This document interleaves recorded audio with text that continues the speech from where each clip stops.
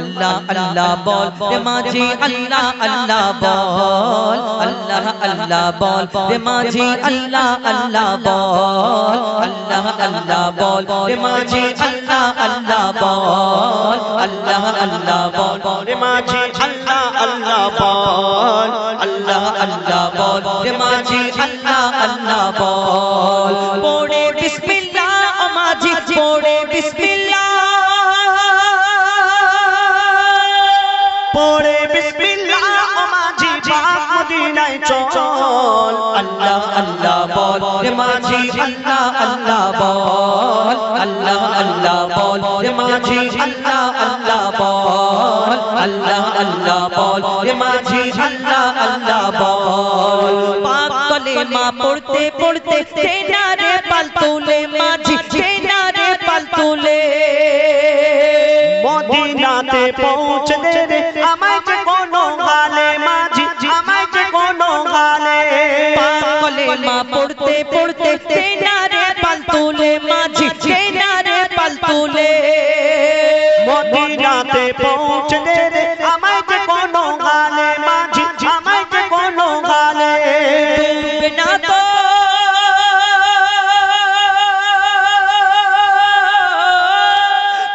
बिना तोर भांगा नौका बिना तोर भांगा नौका যতই করুক টলমল আল্লাহ আল্লাহ বল রে মাঝি আল্লাহ আল্লাহ বল আল্লাহ আল্লাহ বল রে মাঝি আল্লাহ আল্লাহ বল আল্লাহ আল্লাহ বল রে মাঝি আল্লাহ আল্লাহ বল পৌঁছে দে মদিনার ঘাটে তেরি আমার সয়না মাঝি তেরি আমার সয়না মনটা আমার ছটফট করে মনে সবর হয় না আমার মনে সবর হয় না পৌঁছে দে মদিনার ঘাটে তেরি আমার সয়না মাঝি তেরি আমার সয়না মনটা আমার ছটফট করে মনে সবর হয় না আমার মনে সবর হয় না মঈদুল ইসলাম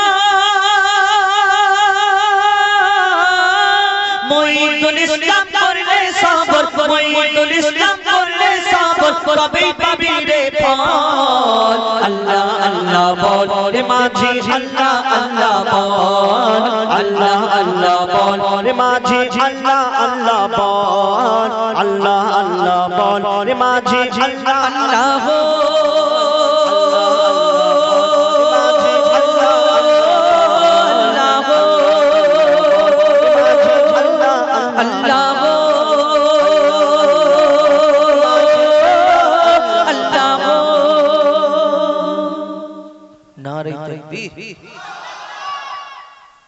আপনাদের এখানে একটা জিনিস অন্য জায়গায় শুধু বাচ্চারা তাকবীর দেয় কিন্তু আপনাদের এখানে সবাই মিলে তাকবীর দেয় তো যাক আল্লাহ একবার বসে বসে আল্লাহর নাম নিয়ে তো একটু ফায়দা তো হবে নাকি কমসে কম একবার আল্লাহকে ডাকলে কোন সময় আল্লাহ কোন জায়গায় কিভাবে কবুল করে নেয় কেন আমরা গুনাহগার প্রত্যেক মানুষ কোন সময় কোন কথা কোন জায়গায় আল্লাহ আমাদের পছন্দ করে তো একটি নতুন গজল শোনাবো আপনাদের সম্মুখে একদম নিত্য নতুন গজল একটা এখানে বাচ্চারা তো কম আছে এই গজলটা সবাই মিলে আমাদের বাচ্চারা সবাই মিলে গায় আমরা তো এটা বিদ্রোহী কবি নজরুল ইসলাম সাহেবের লেখা একটা মিক্স গজল ছোট করে একটা বলি তারপরে ইনশাআল্লাহ সবাই জানা সবাই চেনা একটা পরিচিত গজল বলি তারপরে আবার আমরা ঘটনামূলক গজল বা ডুয়েট কণ্ঠে আপনারা যেমন বলবেন ফিরে আসি আচ্ছা আমরা গাইছি আপনারা বুঝতে পারছেন তো ঠিক আছে হ্যালো সাগর নদী আর পাহাড় বনে পাখিদের গুন গুন গুন জরনে সাগর নদী আর পাহাড় বনে পাখিদের গুন গুন গুন জরনে সাগর নদী আর পাহাড় বনে পাখিদের গুন গুন গুন জরনে সাগর নদী আর পাহাড় বনে পাখিদের গুন গুন গুন জরনে ভেসে আসে ওই সুমধুর তান ভেসে আসে ওই সুমধুর তান চারিদিকে শোনো আল্লাহর জয়গান আল্লাহ মহান আল্লাহ মহান আল্লাহ মহান আল্লাহ মহান আল্লাহ মহান আল্লাহ মহান সাগর নদী আর পাহাড় বনে পাখিদের গুন গুন গুন জরনে সাগর নদী আর পাহাড় বনে পাখিদের গুন গুন গুন জরনে ভেসে আসে ওই সুমধুর তান ভেসে আসে ওই সুমধুর তান চারিদিকে শোনো আল্লাহর জয়গান আল্লাহ মহান আল্লাহ মহান আল্লাহ মহান আল্লাহ মহান আল্লাহ মহান আল্লাহ মহান শোনো তুমি মন দিয়ে কোকিলের সুর শুনতে লাগছে দেখো কত না মধুর মিষ্টি মিষ্টি ওই দোয়েলের গান রয়েছে তাহাতে কি সুধা অপুরাণ শোনো তুমি মন দিয়ে কোকিলের সুর শুনতে লাগছে দেখো কত না মধুর মিষ্টি মিষ্টি ওই দোয়েলের গান রয়েছে তাহাতে কি সুধা অপুরাণ কোথা পেল তারা এই সুর আওলাদ কোথা পেল তারা এই সুর আওলাদ জবাব একটা সবই আল্লাহর দান আল্লাহ মহান আল্লাহ মহান আল্লাহ মহান আল্লাহ মহান আল্লাহ মহান আল্লাহ মহান আল্লাহ মহান ত্রিভুবনের প্রিয় মোহাম্মদ ত্রিভুবনের প্রিয় মোহাম্মদ এলো রে দুনিয়ায় আয় রে সাগর আকাশ বাতাস দেখবে যদি আয় আয় আয় আয় আয় রে সাগর আকাশ বাতাস দেখবে যদি আয় আমি না মায়ের কোলে দোলে শিশু ইসলাম দোলে দেখ আমি না মায়ের কোলে দোলে শিশু ইসলাম দোলে কোচি মুখে শাহাদাতে কোচি মুখে শাহাদাতে পানি সে সোনায় আয় রে সাগর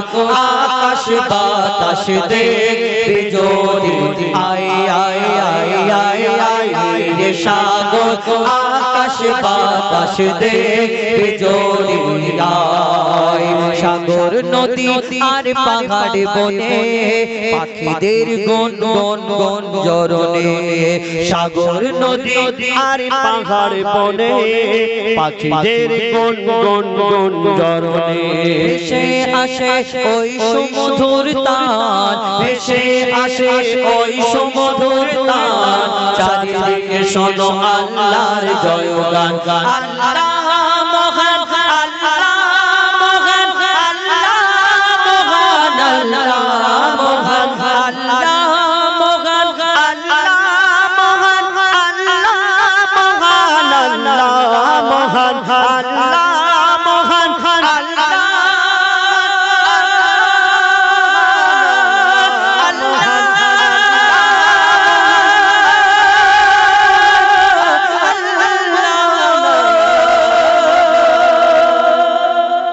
নারে তাকবীর মাশাআল্লাহ ডুয়েট গজল শুনলেন এবার সিঙ্গেল কন্টে কিছু গজল শুনুন আবার ইনশাআল্লাহ আমরা ডুয়েটে ফিরে আসবো এখন হুযায়ফা সিঙ্গেল কন্টে কিছু ঘটনামূলক গজল আপনাদের সামনে পরিবেশন করে শোনাবেন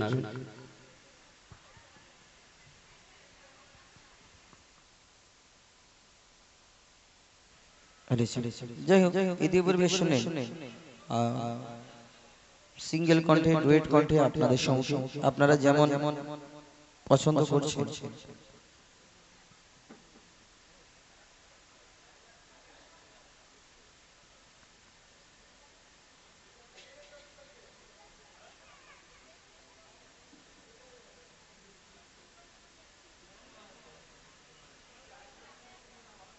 হ্যাঁ কোনটা আই লাভ ইউ মদিনা, হ্যাঁ এর পরে গাইবো আই লাভ ইউ মদিনা।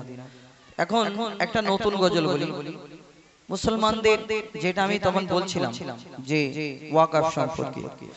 তো এই গজল আমি আমাদের ইউটিউব চ্যানেলেও, আমার এমডি হুজাইফা অফিশিয়াল এই চ্যানেলেও দেখতে পাবেন, এবং আমাদের ফেসবুক পেজ, ফেসবুক থেকে ইনস্টাগ্রাম। আজকের এই অনুষ্ঠান লাইভ হচ্ছে নাকি মুর্শিদ ভাই, মুর্শিদ মাল্টিমিডিয়া এবং আমাদের আসমানি গজল নাকি আসমানি গজল লাইভ, আর আরো চ্যানেল আছে নাম জানি না, মোবাইল তো অনেক কটা লাগা, 6টা নাকি। আর আমাদের যদি কেউ ফেসবুক ইনস্টাগ্রাম থেকে দেখতে চান, আমাদের পার্সোনাল যে আইডি আছে আমাদের, এই দেখতে পাবেন এমডি হুজাইফা মানলে ইনস্টাগ্রাম বা ফেসবুকে আমরা লাইভ দিয়ে থাকি। তো এই গজল আমরা এর আগে অনেক জায়গায়, আমি অনেক জায়গায় গিয়েছি। তো এই আজকে বর্তমান পরিস্থিতিকে উদ্দেশ্য করে কবি ছন্দের মাধ্যমে কিছু কথা তুলে ধরেছেন। প্রত্যেক জায়গায় বড় বড় সমাবেশ হচ্ছে, প্রতিবাদ সভা হচ্ছে, কেউ মিটিং মিছিল করছে, কিন্তু কেউ যে যা কাজ করে সে তার ভাষায় প্রতিবাদ করছে। কেউ সুরের মাধ্যমে, আমার কবি ছন্দের মাধ্যমে কিছু কথা লিখেছেন, আপনাদের সম্মুখে সেই কথাগুলো আমি সুরের মাধ্যমে আমি পরিবেশন করে শোনাবো। একটু মন দিয়ে শুনতে হবে, বুঝতে হবে যে আজকে বর্তমান পরিস্থিতিতে আমাদেরকে লড়ানো হচ্ছে চারিদিক থেকে শুধু ভুল বোঝানো হচ্ছে। এর আগেও তো আমাদের এই দেশ কত সুন্দর সোনার হিন্দুস্তান ছিল, কিন্তু আজকে সেই দিনটা আমরা আস্তে আস্তে আস্তে আস্তে যেন কোন জায়গায় হারিয়ে ফেলছি। এমন এমন কিছু মানুষ আছে, সবাই খারাপ না, একটা হাতে 5টা আঙ্গুল সমান হয় না, সবাইকে খারাপ বলা যাবে না, কিন্তু কিছু মানুষ আছে আমাদের এই ধর্মের নামে ভেদাভেদ সৃষ্টি করে, আমাদের মাথায় একটা ধর্মের নামে ওই মানে অনেক কিছু ঢুকিয়ে দিচ্ছে। তাই আমরা সেই নিয়ে সেই জ্বালায় পরেশান, আমরা একে ওকে খারাপ বলছি। তো কবি এই মুসলমান সমাজকে আজকের এই ওয়াকফ সম্পর্কে, এবং চারিদিকে মুসলমানদের প্রতি যেমন অত্যাচার হচ্ছে, কোন জায়গায় মুসলমানদের বোরকা, কোন সময় দাড়ি টুপি, আমরা দেখলে অনেক সময় এই মুসলমানদের প্রতি আক্রমণ করা হচ্ছে। দেখছেন মুসলমানদের বদনাম করা হচ্ছে যে মুসলমানরা এই, মুসলমানরা আতঙ্কবাদী, মুসলমানরা এই, মুসলমানরা। তাহলে এই ভারতবর্ষ যখন স্বাধীন হয়েছিল 1947 সালে, এখনো পর্যন্ত দিল্লির গেটেতে খোদাই করে মুসলমানদের নাম একটা একটা করে লেখা আছে। তো তাদের নামগুলো কেটে দেওয়া যাক।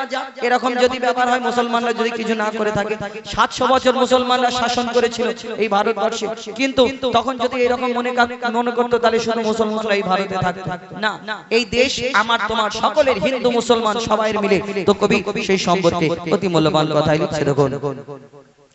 সারা ভারত জুড়ে চলছে আজ সংগ্রাম, আর সময় নেই হাতে এক মুসলমান। এনআরসি আর কবু ওয়াকফের নিয়ে নাম, জুলুম করে মোদের ওপর কিছু বেদিন বেঈমান। সারা ভারত জুড়ে চলছে আজ সংগ্রাম, আর সময় নেই হাতে এক মুসলমান। ওয়াকফের নামে কেড়ে, ওয়াকফের নামে নিতে চাই সব মসজিদ কেড়ে, বাবরির মতো সব মসজিদ কি দেবে ছেড়ে। বন্ধ করছে নামাজ আজান, রাখো কি খবর, একদিন কেড়ে নেবে তোর মা বাপের কবর, একদিন কেড়ে নেবে তোর মা বাপের কবর। ওয়াকফের আইন এত কঠিন, আর ঘুমিয়ে কেন মুমিন। 73 ফিরকার লড়াই করি সারা জীবন, 73 ফিরকার লড়াই করি সারা জীবন। ওয়াকফ আইনের বিরুদ্ধে লড়াই করতে হবে এখন। সারা ভারত জুড়ে চলছে আজ সংগ্রাম, আর সময় নেই হাতে এক মুসলমান। 700 বছর শাসন ছিল মুসলিমদের হাতে, হিন্দু মুসলমান মুসলমান ছিল সবাই একসাথে, এমন সরকার বসেছে আজ সিংহাসনে, ধর্মের নামে মানুষকে লড়াতে জানে। হিন্দু মুসলমান হও সাবধান, হিন্দু মুসলমান হও সাবধান, তবে বাঁচবে সোনার হিন্দুস্তান। ইংরেজের বিরুদ্ধে লড়াই ছিল যেমন, ইংরেজের বিরুদ্ধে লড়াই ছিল যেমন, এই শাসকের বিরুদ্ধে লড়াই করতে হবে তেমন। সারা ভারত জুড়ে চলছে আজ সংগ্রাম, আর সময় নেই হাতে, এক হও মুসলমান। শেষ কথা কবি ছন্দের মাধ্যমে লিখছে দেখুন, কোন জায়গায় আখলাক মরে, কোন জায়গায় তাবরেজ মরে, কোন জায়গায় পেহলু মরে। আজকে এই কাশ্মীরের ঘটনা আপনারা দেখতে পাচ্ছেন, সব মরেছে, সবাই নাম উঠছে, কিন্তু কোন মুসলমান যারা মরেছে তাদের নাম কিন্তু ওই ঘাসের নিচে ঢেকে রেখে দেওয়ার চিন্তা করছে। এই পর্যটকদের বাঁচানোর জন্য কোন মুসলমান তার নিজের জানকে কুরবান করে দিল, সেই কথাটা কেউ মানুষ তুলে ধরে না। বাকি অন্য কথাগুলো এত জোরে জোরে বলছে যেন মানুষের কানে যদি কেউ বন্ধ করে রাখে, ওই বন্ধ কান থেকে ভিতরে যেন ঢুকে যায়। এই তো ষড়যন্ত্র, কি করে মুসলমানদের খারাপ করবে। মুসলমান মানে টুপি দাড়ি দেখলে মানে এই একটা দেখবেন ট্রেনে বাসে কিছু ভদ্রলোক মুসলমান দেখলে, এই দুদিন আগে লক্ষ্মীকান্তপুর ওই দিকে একটা ট্রেনে যে একটা টুপিওয়ালা দাড়িওয়ালা মানুষ দেখে এত জোর ওদের একটা নারা আছে, দিচ্ছে। কি ফায়দা হচ্ছে? কোনো ফায়দা হচ্ছে না।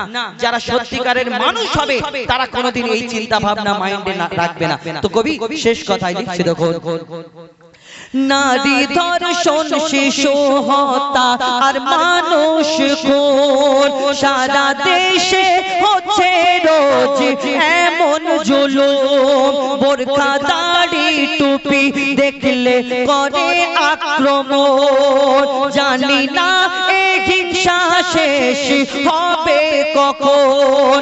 এত কিছুর পরে ধৈর্য ধরে আছি চুপ করে, প্রতিবাদের আওয়াজ যদি না তোলো এখন, তানবীর কালাম প্রতিবাদ আর করবে কখন। সারা ভারত জুড়ে চলছে আজ সংগ্রাম, আর সময় নেই হাতে, এক হও মুসলমান। আর সময় নেই হাতে, এক হও হিন্দু মুসলমান। আর সময় নেই হাতে, এক হও মুসলমান। আপনাদের সম্মুখে পরিবেশন করে শোনালাম। এখন আপনাদের একটি গজল শোনাবো, একদম নিত্য নতুন গজল, একটি ঘটনামূলক গজল, মা ফাতেমার ঘটনা। আপনারা শুনেছেন মা ফাতেমা ইহুদি নারী, মা ফাতেমা কেটুরিয়ার বীর, কত রকম ঘটনা শুনেছেন। কিন্তু হাদিস মোতাবেক একটি ঘটনা তুলে ধরবো। আমার মা বোনেদের এখানে, আমার দাদা ভাইরা, আমার বয়োজ্যেষ্ঠ বাবাজিরা অনেকজনা রয়েছে, কিন্তু এখানে আমার মা বোনেরা অনেক উপস্থিত, আশেপাশে চারিদিক থেকে শুনছে। আমি অনুরোধ করব এই গজলটি মন দিয়ে শোনার জন্য, খারাপ মাইন্ডে নেবেন না, খারাপ ভাববেন না। আমি এই গজল ঘটনামূলক গজল এই কারণে তুলে ধরি যে এর থেকে যদি কোনো একজনা একটা মানুষ যদি কিছু নেয় তাহলে কি হবে, আমাদেরও ফায়দা হবে, আপনাদেরও ফায়দা। ঘটনামূলক ঘটনাটা হলো এই যে একদিন হযরত আলী যুদ্ধে যাবে, প্রস্তুত হচ্ছে, রেডি হচ্ছে, আর মা ফাতেমা সঙ্গে সঙ্গে মা ফাতেমা তানার সবকিছু রেডি করে দিচ্ছে, ইন্তজাম করে দিচ্ছে। করে দেওয়ার পরে মা ফাতেমা বলছে, স্বামী গো, আপনি যখন ফিরবেন, ফেরার সময় আমার জন্য একটা জামা আনবেন। কেন? আমার তেমন কিছু নেই পরার মতো। তানারা একটা দুটো একটা জামা প্রয়োজন ছাড়া নিতেন না। এখন তো ডিজিটাল যুগ, 4টে 5টা 6টা করে নিচ্ছে, তাও মন ভরে না ঈদের সময় আমার মা বোনেদের। কিন্তু মা ফাতেমা তিনি বলছেন, স্বামী গো, আমার একটা জামা লাগবে, প্রয়োজন, আপনি যদি আনেন যুদ্ধ থেকে ফেরার সময়। তখন এই কথাটা শোনার পরে হযরত আলীর মুখটা ছোট হয়ে গেল, মনটা খারাপ হয়ে গেল। কেন? তিনি চিন্তা করছে হ্যাঁ আমার ফাতেমা নবী নন্দিনী নবীর বেটি আমার কাছে কোনো আবদার করে না, আর এমন সময় আমাকে বলল আমি তো যুদ্ধে যাচ্ছি, যদি আল্লাহর রাস্তায় আমি শহীদ হয়ে যাই। তানারা তো যুদ্ধে যেতেন ওই শহীদের তামান্না ওই চিন্তা ভাবনা নিয়ে যেতেন আল্লাহর রাস্তায় শহীদ হয়ে যাবে। কিন্তু মা ফাতেমা এই হযরত আলী চিন্তা করছে যে ফাতেমার এই আশাটা যদি আমি না পূরণ করতে পারি আমি বড় কষ্ট পাবো। এই কারণে তিনি যুদ্ধে চলে গেলেন মন খারাপ করে। এদিকে মা ফাতেমা নিজের কাজ করে, আর এইদিকে ইমাম হাসান ইমাম হোসাইন ছুটে ছুটে নবীর দরবারে চলে যায়। জিজ্ঞেস করে তোমার আব্বা মা কি করছিল? বলে না না আজকে আমার আব্বা যুদ্ধে গেল কিন্তু মনটা খারাপ করে আমার আম্মা একটা জামা চেয়েছে, কিন্তু সব ব্যাপারটা তো জানে না। এই কথাটা শোনার পরে সেদিন নবীর চোখ থেকে পানি ঝরে। কি ঘটনা হয়েছিল? মা ফাতেমা একটা জামা চাইলো, দয়ার নবী কাঁদে। আর এখন ডিজিটাল যুগ, আগেকার নারীরা তো ভালো ছিল, সবাই না খারাপ ভাববে না আমাকে। এই মোবাইল উঠে এই মোবাইলটা সবথেকে মানে খারাপ হওয়ার মূল কারিগর মোবাইল। মোবাইল দেখে দেখে অন্য ধর্মের মা বোনেদের দেখছে যে ওরা এরকম করছে, সমান সমান অধিকার আমাদেরও। কিন্তু মুসলমান ঘরে জন্ম নিয়েছি, আমাদের শরিয়াত বলে কিছু আছে, সেই জিনিসটা কিন্তু আমাদের মাথায় রাখতে হবে। সমান অধিকার নেবে।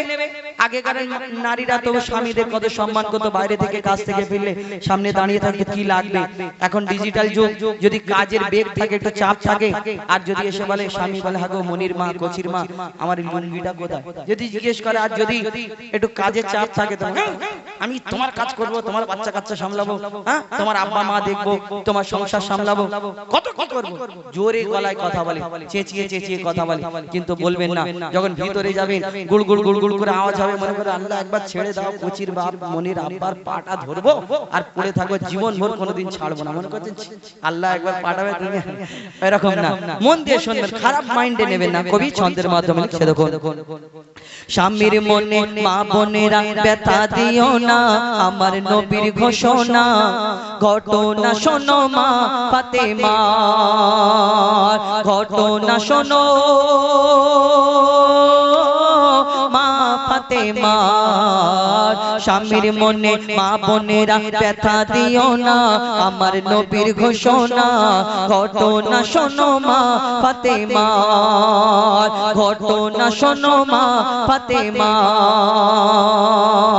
কি ঘটনা কি হয়েছিল সেদিন লিখছে দেখুন, যুদ্ধ করতে যাবে আলী হাতে নিল তলোয়ার, যুদ্ধ করতে যাবে আলী হাতে নিল তলোয়ার, মা ফাতেমা স্বামীর কাছে করলো এমন আবদার, মা ফাতেমা স্বামীর কাছে করলো এমন আবদার, যুদ্ধ থেকে ফেরার পথে আসবে যখন ঘরে, একটি নতুন কাপড় কিনে আনবে আমার তরে, একটি নতুন কাপড় কিনে আনবে আমার তরে।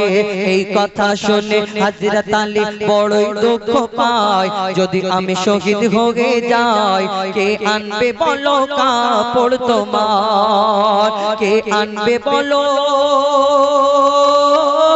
কাপড় তোমার, স্বামীর মনে মা বোনেরা ব্যথা দিও না, আমার নবীর ঘোষণা ঘটনা শোনো মা ফাতেমা, ঘটনা শোনো মা ফাতেমা।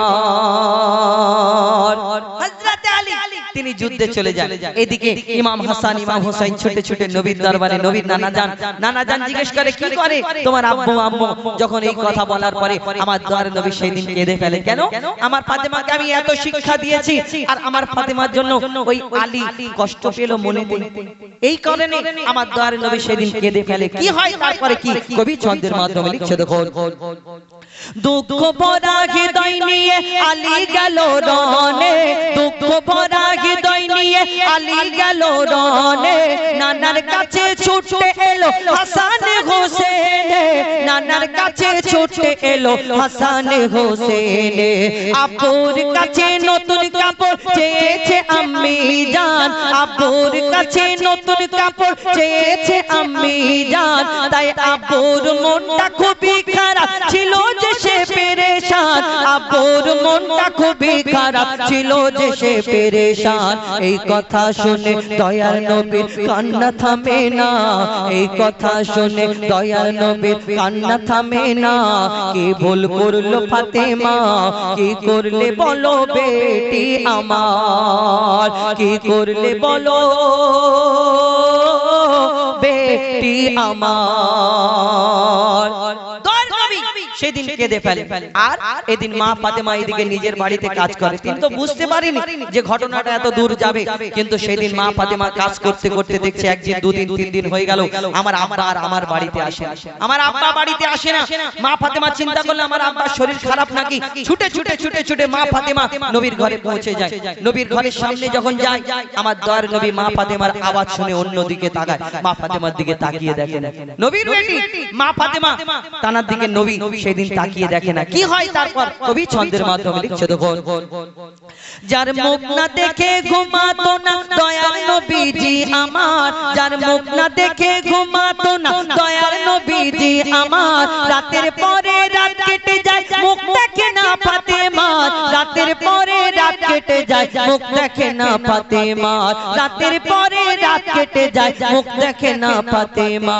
মা ফাতেমা ছুটে এলো আব্বা জানের কাছে, তবু বেটির মুখ দেখে না পেছন ফিরে আছে, তবু বেটির মুখ দেখে না পেছন ফিরে আছে।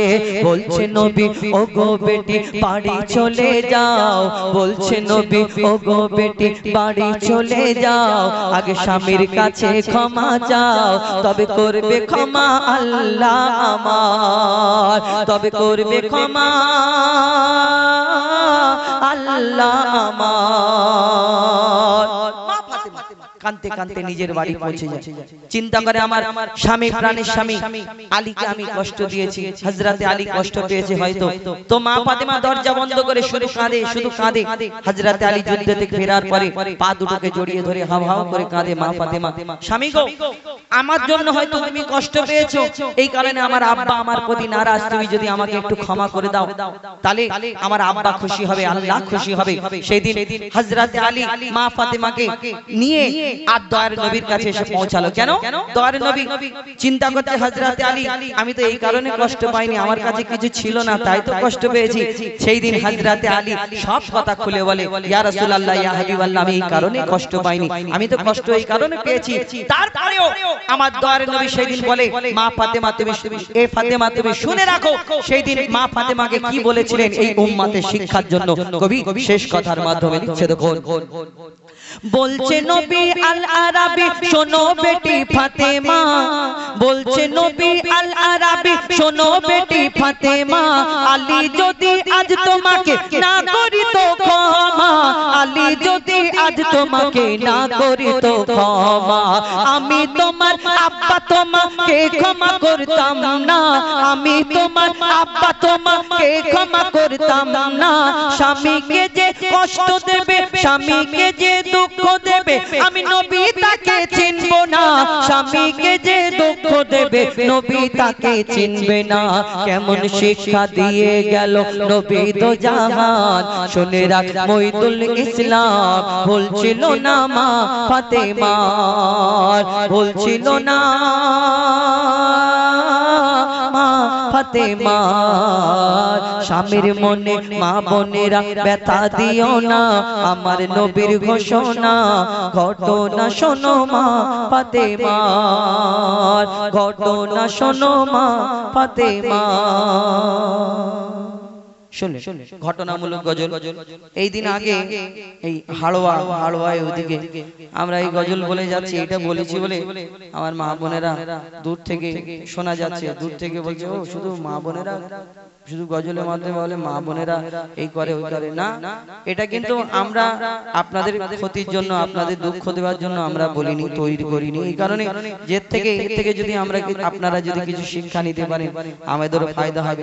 আর আমার দাদা ভাইদের কথা কি সব জানে, জেনে শুনে কেউ যদি দুনিয়াতে অত্যাচার করে অন্যায় করে, কালকে আমাদের ময়দানে এই বিবি যদি গিয়ে সাক্ষী দেয় যে আমার সঙ্গে এই রকম ও আমার সঙ্গে দুর্ব্যবহার করেছে, এরকম খারাপ কাজ করেছে, তাহলে সেখানে আটকে যাবে। যদি কেউ করে সে তার হিসাব তাকে দিতে হবে।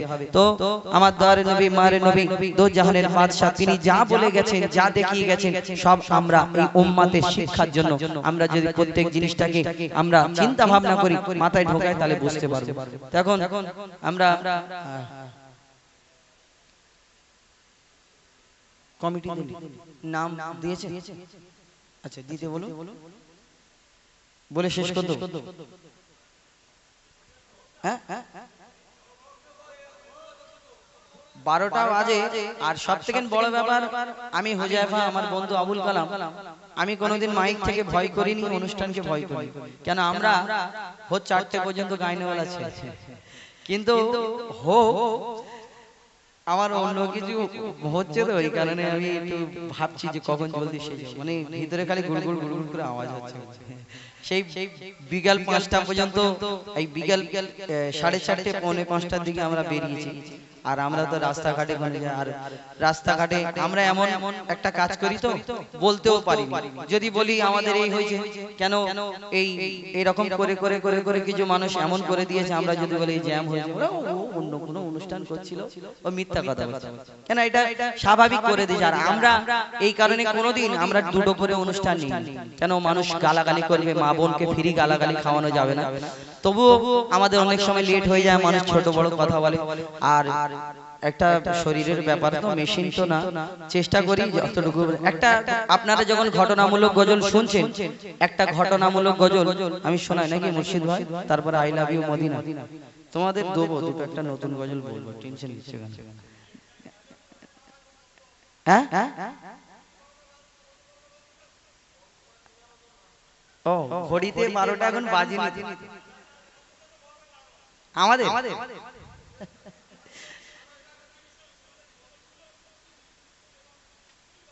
বুঝতে পারছেন তো, যে দোয়া করবেন শুধু যেন আমরা। তাহলে আপনাদের জন্য খাস করে একটা গজল বলি, একটা নামাজ সম্পর্কে। আপনাদের এই মসজিদে অনুষ্ঠান হচ্ছে।